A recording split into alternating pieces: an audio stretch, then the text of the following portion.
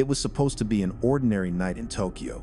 The air was cold, the streets were quiet, and families across the city were preparing to welcome the new year of 2001. But inside one suburban home, something unimaginable was happening, something so brutal, so confusing, that it would leave Japan shaken for decades. This is the story of the Setagaya family murder case, a mystery so haunting that, even after more than 20 years, it continues to baffle investigators, terrify residents, and dominate conversations about Japan's darkest unsolved crimes. What if you found out that your next-door neighbor was murdered and the killer spent the entire night inside their home eating their food, using their computer, and leaving behind all their DNA, but somehow still managed to vanish without a trace? That's what happened in Setagaya, Tokyo, on the final night of December 30th, 2000. A family of 4 was slaughtered in their own home. The killer left behind fingerprints, blood, hair, clothing fibers, even used the family's bathroom. It should have been the easiest case in Japan's history to solve. But to this day, no one knows who did it. The family. The victims were the Miyazawa family. Mikio, a 4-year-old salaryman working for a London-based marketing firm. Yasuko, his 1-year-old wife, a kind and dedicated teacher. Nina, their 8-year-old daughter, cheerful and full of energy. Ray, their 6-year-old son, quiet and gentle, who had a speech disability that made him shy around others. They lived in a peaceful neighborhood in Setagaya Ward, just outside central Tokyo. The Miyazawa's home was a modern, 2-story house beside a small skate park. It was the kind of suburban setting where nothing bad ever seemed to happen until that night. The night of the murder. It was the evening of December 30th, 2000, just one day before New Year's Eve. The Miyazawas had spent the day at home, relaxing. Neighbors heard laughter, television noise, and then around 10:30 p.m. silence. According to investigators, the timeline began around 11:30 p.m. The killer entered the house by climbing a tree, jumping onto a second-floor balcony, and breaking through a small bathroom window. The first room he entered was young Rai's bedroom. Rai was asleep. The killer strangled him silently with his bare hands, leaving almost no sign of struggle. Then, the killer moved downstairs. Mikio, hearing something, came out of his study to investigate. What followed was a violent confrontation. Mikio fought fiercely, but the killer had brought a knife, one of 2 weapons used that night. Mikio was stabbed repeatedly in the chest and neck. The struggle was so intense that the knife broke. The killer then retrieved a second weapon, a kitchen knife belonging to the family, and used it to finish the job.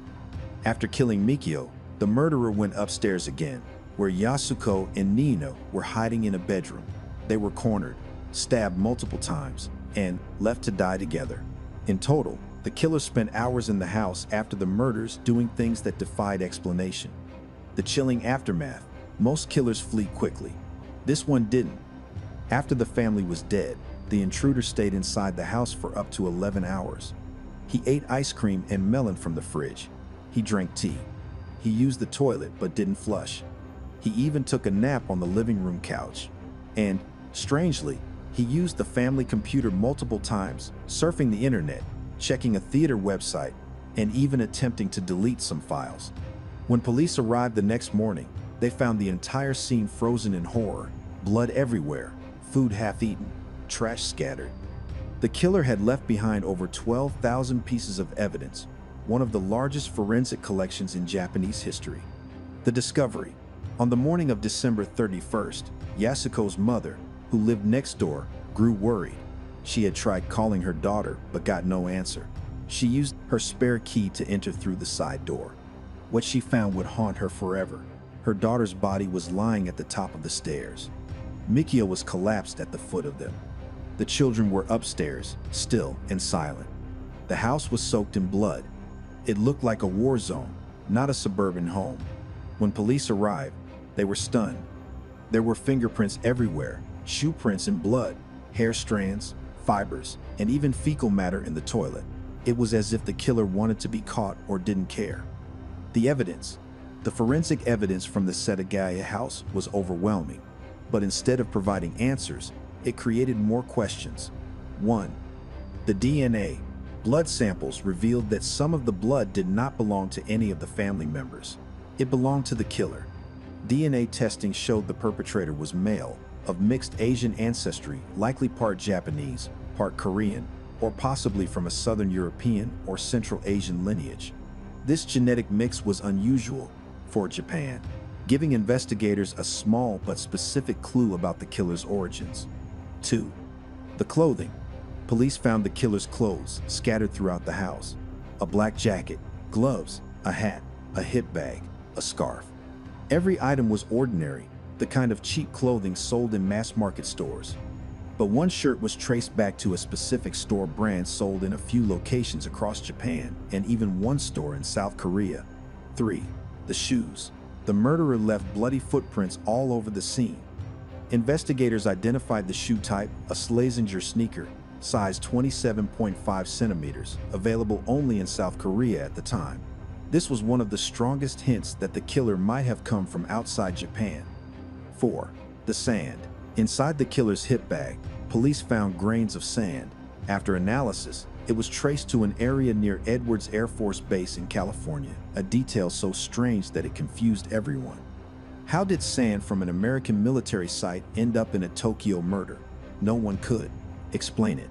The psychological profile. Japanese profilers concluded that the killer was likely male, in his late teens or early 20s, possibly a student or someone unemployed. He was impulsive, but not psychotic. He showed both method and chaos, entering carefully, but leaving a mess behind. He might have been injured during the fight, as the killer's blood was found in several places. Some experts think he was familiar with the area. Others believe it was a random act of violence. But what troubled investigators most was the emotional behavior shown at the scene. After murdering an entire family, the killer treated the house like his own. He used the toilet, surfed the web, changed clothes, and even used first aid supplies to treat his wounds. This wasn't just cruelty, it was arrogance, or perhaps deep detachment from reality. The neighborhood that went silent. After the murders, Setagaya changed forever. The Miyazawa home was sealed off, left untouched for years. Neighbors moved away. The once lively residential area became eerily quiet. Some said they couldn't bear to walk past the house anymore. The local playground, where the killer is believed to have entered the property, was demolished. Grass grew wild around the home. Even today, more than 20 years later, the Miyazawa house still stands frozen in time, preserved as a reminder of the night horror visited an ordinary family. The investigation. The police response was massive. Over 280,000 officers were involved in the case over the years, an unprecedented scale in Japan's criminal history. Detectives interviewed thousands of people, from local residents to foreign travelers. They followed every lead: possible Korean military deserters, former factory workers, troubled youths in nearby neighborhoods. They checked airports, hospitals, and immigration records. But nothing matched. The killer had vanished. Every piece of evidence led to a dead end. Theories that refused to die. After decades, numerous theories have emerged, each more unsettling than the last. Theory 1. The random intruder. Some believe the killer was a stranger, perhaps a vagrant or a drifter who entered through the park and committed the murders without planning. His careless behavior afterward fits this theory. Theory 2. The revenge or personal grudge. Others think the family might have been targeted. Mikio had been vocal in community meetings against the expansion of the nearby skate park. Could someone have held a grudge? Theory 3. The foreign connection. Because the DNA and clothing links suggest Korean origins, one theory claims the killer was a South Korean national or someone connected to military bases, possibly through family. The sand from California further deepened the mystery. Was he connected to an American base somehow? Theory 4. The mental breakdown. Some psychologists argue the killer might have suffered a psychotic break. His calm behavior after the killings, like eating and sleeping, could point to a complete emotional disconnect or even a delusional state. None of these theories have ever been proven. The passage of time. Japan's statute of limitations for murder once expired after 25 years. That meant if no one was charged by 2025, the killer could never legally face trial. But in 2010, due to public pressure and the gravity of the Setagaya case, the Japanese government abolished the statute of limitations for murder. That change was, in many ways, the Miyazawa family's lasting legacy, ensuring that no future killer could escape justice simply by waiting long enough. The family's ongoing pain. Every year on December 30th, friends, neighbors, and police officers gather outside the Miyazawa house. They bow their heads, light incense, and pray for peace and for justice. Ray and Nina's classmates, now adults, sometimes attend, leaving letters and small toys. Mikio's relatives have spent years pushing authorities to keep the investigation alive, and even though so much time has passed, detectives still work the case. Every lead, every DNA advancement, every small clue is revisited. For Japan, the Setagaya murders aren't just a case, they're a wound. The haunting legacy, the Setagaya family murder case, stands out not only for its brutality but for the sheer impossibility of it remaining unsolved. The killer's DNA, fingerprints, and personal belongings were left everywhere.